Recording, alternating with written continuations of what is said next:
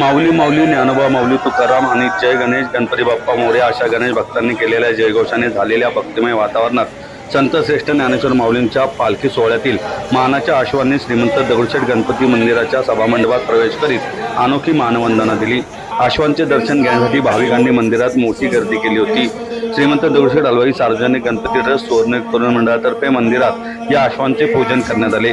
कर्नाटक बेळगावमधील अंकली येथून शितोळे सरकार यांच्या मालकीच्या या 2 आश्वांचे आगमन पुण्यामध्ये झाले। यावेळी ट्रस्टचे अध्यक्ष सुनील रासने, कोषाध्यक्ष महेश सूर्यवंशी, ट्रस्टचे विश्वस्त पदाधिकारी कार्यकर्ते यासह श्रीमंत उर्जित सिंह शितोळे सरकार, श्रीमंत महाजी राजे शितोळे सरकार तसेच पुणेकर मोठ्या संख्येने उपस्थित होते। माऊलींचे अश्व आणि गणरायाची ही अनोखी भेट आहे। यंदा देखील गणेशाचे दर्शन घेऊन हे अश्व आता आळंदीकडे प्रस्थान करतील। दरवर्षी सुमारे 300 किलोमीटरचा पायी प्रवास करून हे अश्व वारीला जातात।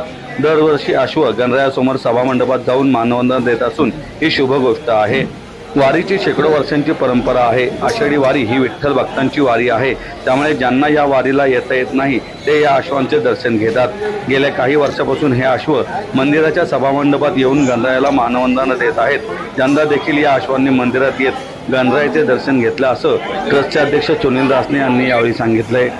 दरवर्षीच्या परंपरेप्रमाणे इथले शितोळे सरकार आहे हे दरवर्षी ज्या माऊलींच्या रथाबरोबर रथाच्या पुढे या सोहळ्यामध्ये या जे अश्व असतात हे 2 अश्व गेली कित्येक वर्ष या मंदिरामध्ये येतात, बाप्पाचा आशीर्वाद घेतात आणि तिथून पुढे ते वारीला जातात।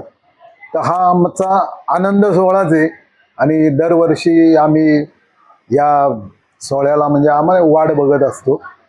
असा हा सोहळा आहे आणि खूप चांगला आहे। रामकृष्ण हरी, जय गणेश। जय मल्हार। कोणत्याही शुभ कार्याच्या आधी आपण बाप्पांचं नाव घेतो आणि बाप्पांचा आशीर्वाद घेतो, म्हणजे पुढचा जो प्रवास आहे तो आपल्याला कुठलंही विघ्न न येता आपण तो व्यवस्थित आणि सुखरूपीनं पार पाडू शकतो।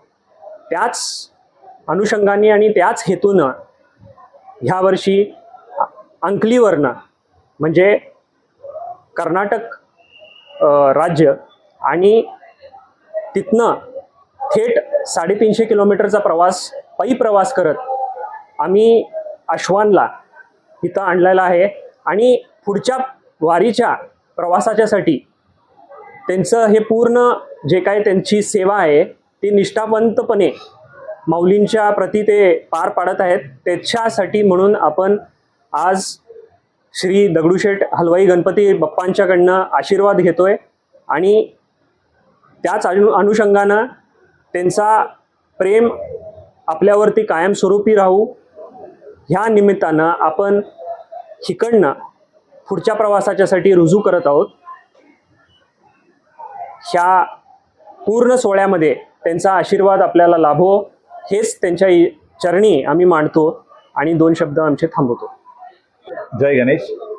संपूर्ण महाराष्ट्राचं श्रद्धास्थान म्हणजे विठुराया आणि या विठुरायाच्या दर्शनासाठी सर्व संत मंडळी म्हणजे ज्ञानेश्वर महाराज, तुकाराम महाराज हे विशेषतः आळंदी आणि देहूतनं हे प्रस्थान ठेवतात आणि या सोहळ्याकरता प्रतिवर्षी परंपरेप्रमाणे श्री महाजी शितोळे सरकार हे माऊलींच्या सेवेसाठी हे 2 अश्व हे अंकलीवरनं कर्नाटक या राज्यातनं 350 किलोमीटरचा पायी प्रवास करून त्या सेवेकरता हे आळंदीमध्ये दाखल होत असतात। परंतु त्यापूर्वी पुण्यनगरीमध्ये ज्या वेळेला अश्व येतात त्यावेळेला ह्या वारीसाठी निर्विघ्नतेचा आशीर्वाद श्रीमंत दगडूशेठ हलवाई गणपती बाप्पांच्याकडनं घेण्याकरता या मंदिरामध्ये ह्या अश्वांची बाप्पांना मानवंदना असते। आम्ही देखील त्यांचं विधिवत पूजन करतो आणि हा अद्वितीय सोहळा हा समस्त गणेश भक्तांच्या डोळ्यामध्ये हा साठवला जातो।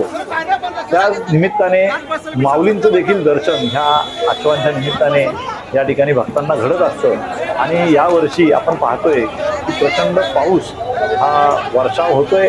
आळंदी देहूमधले जे पूल आहेत ते देखील पाणी त्या पुलावरून वाहतंय प्रशासनाला शासनाला आवाहन करावं लागलेलं आहे की वारकऱ्यांनी पुण्यातच थांबावं. परंतु असं असताना देखील माऊलींसाठी जे हे अश्व 350 किलोमीटर अंतर पावसा पाण्याची पर्वा न करता हे शितोळे सरकार या ठिकाणी घेऊन आलेत आणि ते आळंदीला त्यांचं प्रस्थान ठेवणार आहेत. माऊलींच्या आणि गणपती बाप्पांच्या विठुरायाच्या कृपेने हा संपूर्ण सोहळा हा निर्विघ्नपणे पार पडू आणि वरुण राजा देखील जेवढा आवश्यक आहे तेवढा या महाराष्ट्रामध्ये बरसो अशी गणरायांचरणी आम्ही प्रार्थना करतो आणि या सोहळ्याच्या पुढच्या प्रवासाला आम्ही हार्दिक शुभेच्छा देतो. धन्यवाद. जय गणेश. रामकृष्ण हरी.